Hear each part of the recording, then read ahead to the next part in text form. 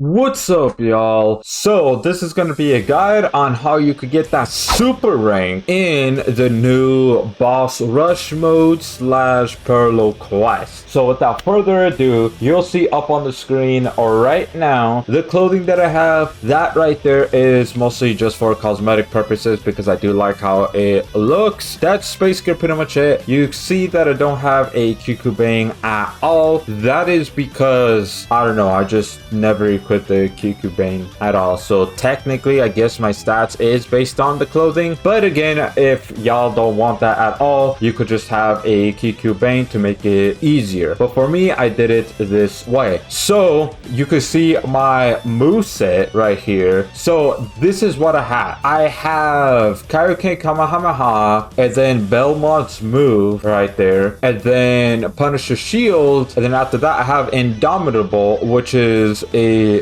new move from the DLC Future Saga Chapter 4. Then I have Energy Zone, and then I have God Punisher. Then I have my evasive skill right there, which is, you know, a typical evasive skill. And then I have Beast too. So I'm gonna go ahead and explain each and every single one. So the reason why I have Belmont's move right there is because you'll see up on the screen right now, you could do this combo. You could go ahead once you break their stamina, or if their stamina is really low and you knock them away, you could go ahead and use Belmont's move, then afterwards follow it up with Kaioken Kamehameha. That right there would do a pretty damn good damage, and it only costs 3 key bars. So if you can't really land your ultimate at all, or if they keep on evasing out of your ult, well, you can go ahead and do that. Even if they use their evasive skill, the fact is that they burn their stamina, and since this only costs about 3 bars of key, that means you could go ahead and throw an ult if you have around the same amount of key bar that I have, right? You could definitely go ahead and throw an ult right after. This works especially well if you have their stamina break and you finish going ahead and doing the combo, and then you follow up with Belmont's move, then Kaioken Kamehameha. The reason why I have God Punisher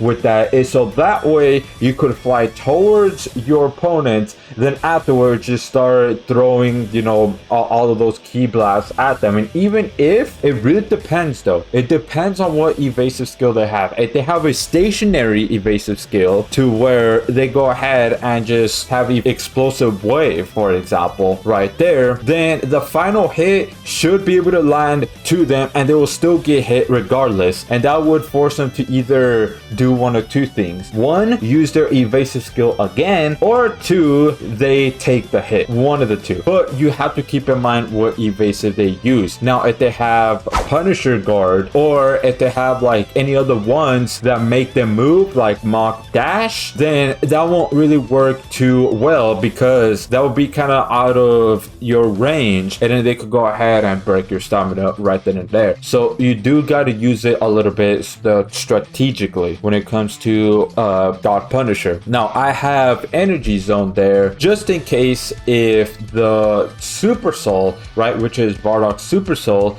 I'm gonna pull it up on the screen right now. Basically what it does is if your opponent has 80% of key or more, you yourself will start generating health. That is very good. But if the health regeneration from the Super Soul isn't enough, then I have Energy Zone there, so that way I can go ahead, knock them away, and then do Energy Zone. You have to do that frame 1 right after you break their stamina and knock them away. Not do a combo, not do anything like that, because then you won't have enough time for the animation to finish, because then they'll go ahead and break your guard, and then that'll be GG's. So you do have to use it a little bit strategically right there if you want to get that extra health gen, right? Because even though you could use capsules, I highly recommend trying to save your capsules as much as you can for the final stage, which is 7, because there's 7 stages in total. So that's why I have Energy Zone. But if you're very confident in not getting hit that much, you could evade ults, things like that, stamina breaks, then you could swap it out for Emperor's Death Beam, so that way you can go ahead and guarantee that you'll finish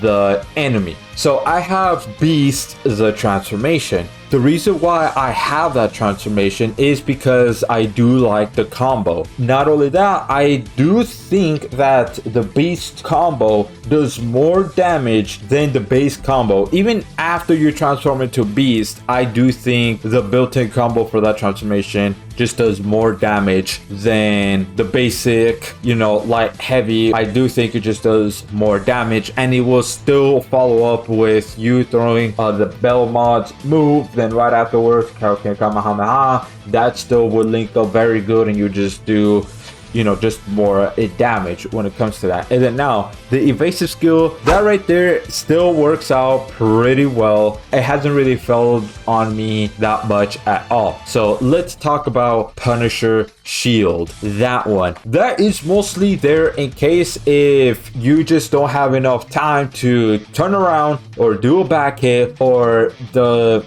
enemy tries to go around you to catch you. Even if you do a back hit, right, they're right there, line on your side, and then they could still hit you, and then you miss your back hit. So in that case, you'll have Punisher Shield there to try to cover that blind spot for you, because even though it won't do that much damage to them, the fact is that they get staggered, which gives you enough time for you to face them, and then you try to continue your combo. Or if they block, well, then you could do a little bit of your combo, but right before your combo stops, you could try to do Punisher Shield. Most of the time they drop their block, and then you could go ahead and hit them. So Punisher Shield is good mostly for covering blind spots. So that is the breakdown of everything. And then you'll see at the end right there that, yeah, I'm fighting Few as well as Ultra Superhero Ultra Instinct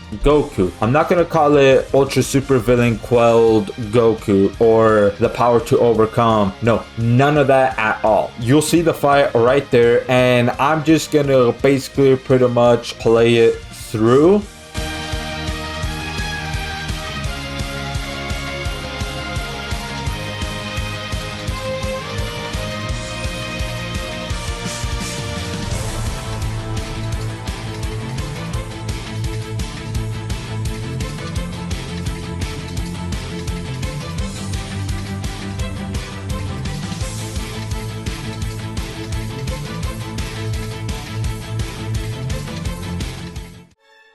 So you see at the end there, it's just, my CAC versus Ultra Superhero Goku, right? So you want to make sure to defeat Few first. The reason why is if you defeat Ultra Superhero Goku first instead of Few, then Goku would give a buff to Few, which would make him even more tanky. Not only that, I think it'll also boost his damage a little bit more, which that isn't good at all. So you want to go ahead and defeat Few first, so that way the buff will not apply to him at all, especially since you saw he did that counter, which is basically pretty much his trump card. The reason that you want to look out for him, because that counter, you really need to look out for that, but it acts as a counter. So even if you hit him from behind, it would still activate and he will still hit you with it. You cannot use your evasive at all whatsoever to get out of it. You cannot use limit burst either, because it counts as somewhat of a cinematic move. So if you get caught on that, well, you gotta make sure you have enough health to be able to tank it and still be in that fight. So that is one of the main things you gotta watch out for you. And then now when it comes to Ultra Instinct Goku, it's mostly just his evasive skill, because that right there does a crap ton of damage, which will force you to use your evasive skill, and that right there is bad. So that's why the Belmont's move follow up with Kaioken Kamehameha is good, because sometimes it will force Ultra Superhero Goku to use his evasive, but since he's far away, hey, that's good, because you're not getting damaged at all whatsoever, and you could go ahead and fight him and that will burn his stamina. And then from there, you could try to force him to continuously use his stamina until it gets really low. Then boom, stamina break, use the beast combo, follow up with Belmont's move, Kaioken Kamehameha, and then if there's still enough time, use God Punisher. If he's not too far away, sometimes they will be too far away and it will just not work at all. You'll lock off and then the ult will completely miss. So you gotta keep that in mind. But there is a small chance that you will be able to land that. So once that's done, that's basically pretty much it. And then right there, you get the super rank, that special rank right there, because you're not supposed to click on any of the buffs at all whatsoever. Only test your skill every single time, which that's what makes it a little bit difficult because of that. But once you get through all of that, hey, GG's, congratulations. So the video that you've seen thus far, this is actually my second attempt of doing it. So I've already cleared this twice. So that means the movesets, the transformations, everything that I have actually does work. It's solidified that it does. Now, it all depends on you, the player, going into the quest, how you use those moves strategically, and watch out for how the computer reacts to how you are fighting strategically, because you could get your stamina broken and that might be it for the run. Yeah, that's basically about it. And real quick, when it comes to Indomitable, I have that one because it regenerates both your stamina and ki. So that's the main reason why. But anyways, let me know what y'all think. Did you get that special rank? What is your score that you get from it? And what are your thoughts about this boss rush mode / parallel quest? Let me know all of that in the comment section down below. There's gonna be a video up on the screen right now if you want to know my thoughts on Future Saga Chapter 4, the final DLC for Xenoverse 2. Make sure to subscribe, yeah.